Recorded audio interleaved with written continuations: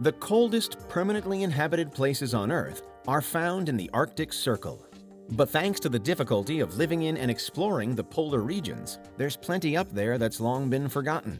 Now, though, slowly, we are getting to grips with the history of the frozen North. This is Unveiled, and today we're taking a closer look at 4 of the most bizarre relics found buried so far in the Arctic Circle. Do you need the big questions answered? Are you constantly curious? Then why not subscribe to Unveiled for more clips like this one, and ring the bell for more thought-provoking content. In 2015, news broke that a new type of hadrosaur had been unearthed deep in the heart of Alaska. Commonly nicknamed duck-billed dinosaurs, the hadrosaurids were a group of herbivores alive during the late Cretaceous period, which lasted from 100 million years ago all the way up to the asteroid strike that ultimately killed the dinosaurs 66 million years ago.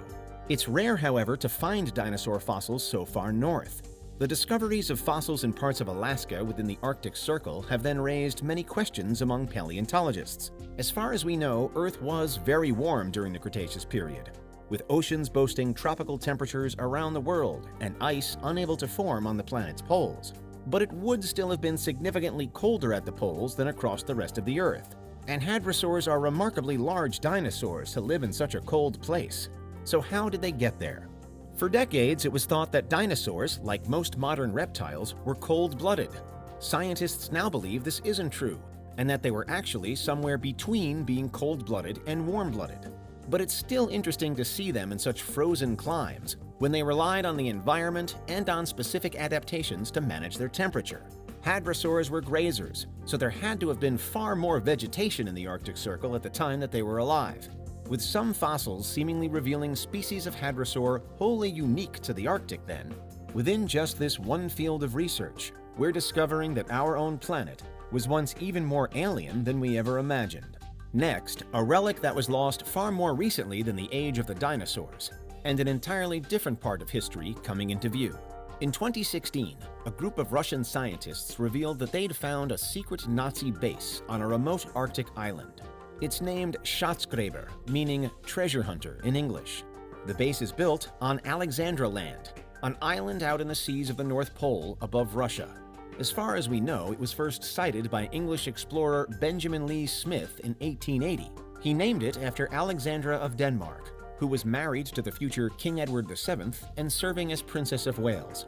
5 years later, a British expedition set foot on the island. But Alexandra Land was never considered especially important until the Nazis decided to build a weather station there in 1943.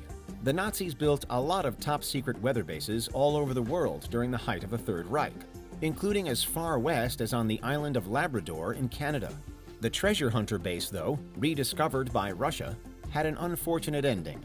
Unfortunate for the Nazis, that is, where all who were stationed there got sick after eating raw polar bear meat.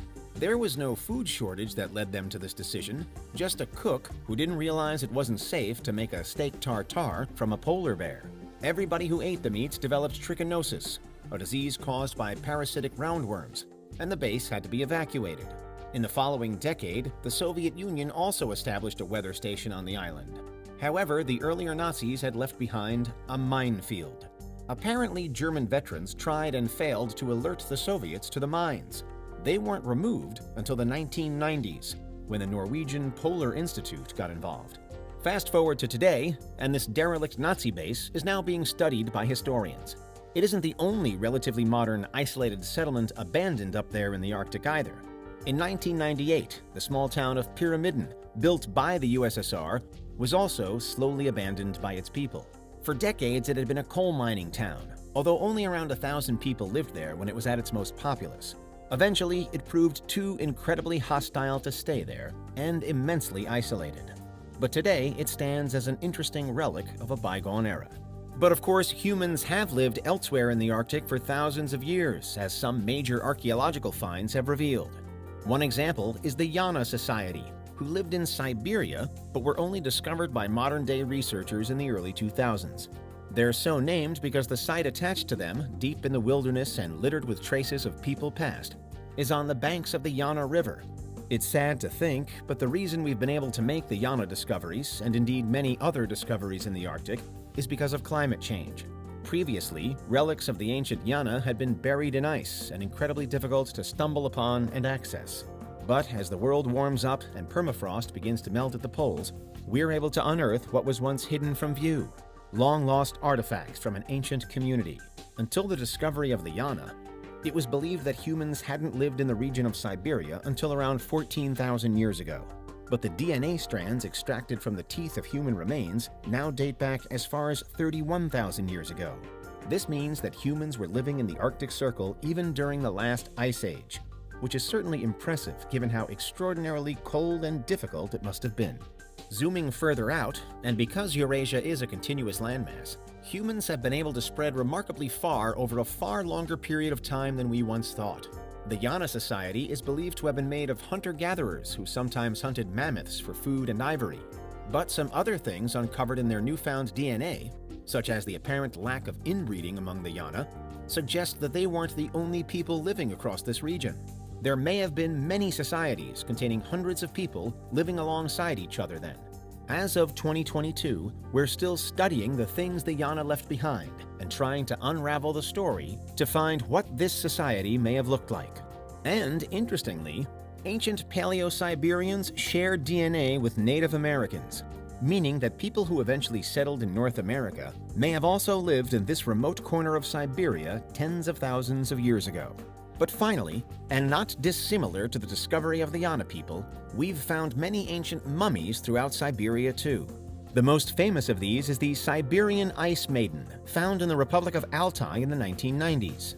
Buried in an underground chamber alongside her horses, she belongs to the ancient Pazyryk culture that disappeared more than 2,000 years ago. The Ice Maiden became a symbol of Altayan culture, and the local people weren't happy when the Russian authorities took the maiden to be further studied, especially as they slightly damaged the mummy in the process. Other mummies have been found here as well, however, including some on the border of the Arctic Circle wearing copper masks. In this case, their graves contained 11th century Persian artifacts, despite their resting place being extremely far away from Persia, which is Iran today. These mummies have been studied for years, but they still hold a lot of mystery. For example, their skulls are shattered, and it's not clear why. Some suggest that their bodies may have been left in this condition as part of a kind of ritual to prevent spells emanating from them. Ultimately, though, we don't know why these people were buried like this, or even really where they came from. They may have been based in the Arctic, or simply passing through on their way to somewhere else. Similarly, the remains of an ancient Greek Scythian warrior were also found in Siberia in 2003. A man who suffered a painful death after being shot with an arrow. Siberia's coldness means that the remains we find are extremely well preserved, even after thousands of years, and so history is now unfolding there more vividly than almost anywhere else. Though it's been occupied for millennia, the people and animals who have lived in the Arctic Circle remain both mysterious and intriguing, thanks to their incredible resilience in this most dangerous climate. But those are 4 of the most bizarre relics found buried in the Arctic Circle. What do you think? Is there anything we missed? Let us know in the comments. Check out these other clips from Unveiled, and make sure you subscribe and ring the bell for our latest content.